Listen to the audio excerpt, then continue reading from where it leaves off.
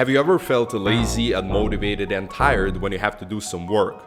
Of course you have. We all have these moments, and for some people, these periods of no motivation are actually their most frequent state of being. It seems like there are unlimited things we could do, skills we could learn, and other ways to improve ourselves, but it's extremely hard to make yourself do those things. Why? If we know that working and being productive will increase our likelihood of success and sitting around procrastinating won't, why then we are not motivated and productive all of the time to do what is necessary? Are we that lazy? Actually, at our core, we're not, but there are things that are making us unproductive and lazy. I will soon explain what these things are, but know this, they are dangerous, yet we engage in and consume them on a daily basis. These things inhibit our eternal ambition system, dopamine, a neuromodulator in our brain, a brain chemical that is responsible for motivation. With the knowledge from neuroscientist Andrew Huberman, I will try to answer this question. Are we lazy, or is there something else holding back our true potential to be productive and successful?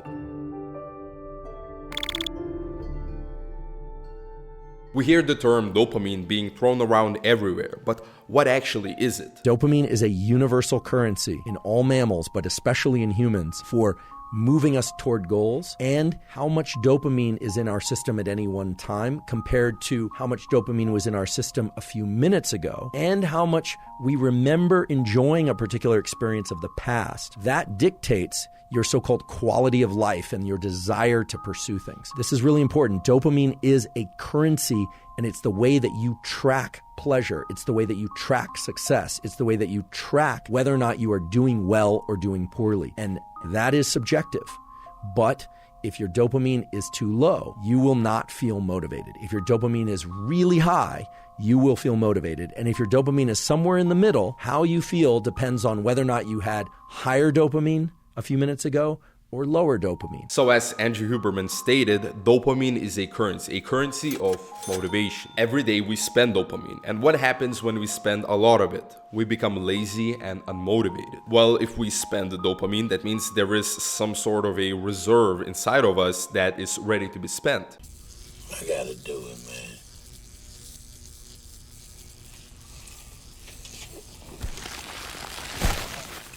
The way that your body uses dopamine is to have a baseline level of dopamine, meaning an amount of dopamine that's circulating in your brain and body all the time. And that turns out to be important for how you feel generally, whether or not you're in a good mood, motivated, etc. And you also can experience peaks in dopamine above baseline. These peaks are the dangerous things that I mentioned at the start, more specifically peaks from pleasure. Although not only pleasurable things can peak levels of dopamine above baseline, engaging in these highly stimulating activities and things, that's how we usually experience these peaks. And the problem arises when you experience something or you crave something really desirable, really exciting to you, very pleasurable. What happens afterwards is your baseline level of dopamine drops. So the more stimulating the thing is, the more dopamine we spend on it. And later on, when it's time to do something more difficult and in some cases more boring, we're not as motivated to do that thing. When it comes to working and being productive, we all know by now that it's not as fun as, sometimes not as fun as playing video games, watching porn,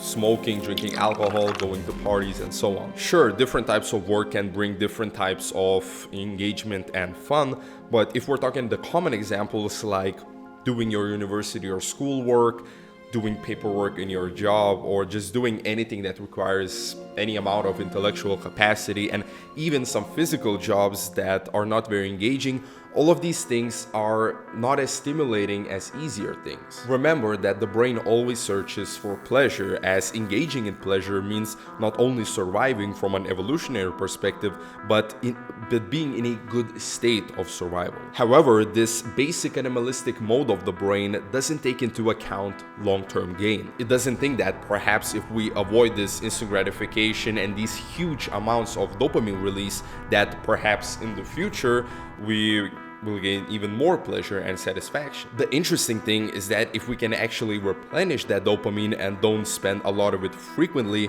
we can actually gain pleasure from doing hard work. So how do you replenish dopamine and productivity? The way we can regain or develop productivity is through a dopamine detox. Now, I'm not going to sit here and preach that you should just go and spend time just staring at a wall. No, I did that and that wasn't a very good experience. 4:32 p.m. I didn't really know what was the point of going on.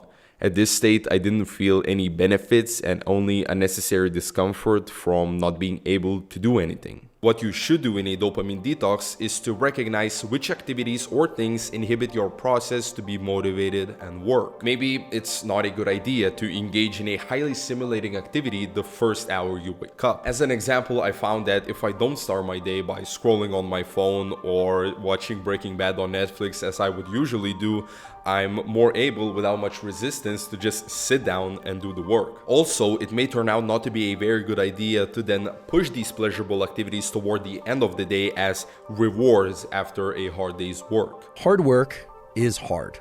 Generally, most people don't like working hard. Some people do, but most people work hard in order to achieve some end goal. End goals are terrific and rewards are terrific, whether or not they are monetary, social, or any kind. However, because of the way that dopamine relates to our perception of time, working hard at something for sake of a reward that comes afterward can make the hard work much more challenging and make us much less likely to lean into hard work in the future. This might be the key to why you're always feeling unmotivated when it's time to work. You associate work with something that's very uncomfortable and something that should be delayed as much as possible. The solution is to actually convince yourself that what you're doing is very pleasurable, and over time, it can actually become that. Doing a dopamine detox and training yourself not to give in to discomfort when doing the work, that's what you should be doing in order to become motivated and productive. The full Andrew Huberman podcast will be in the description, but if you want to see me going through different types of dopamine detox in a month,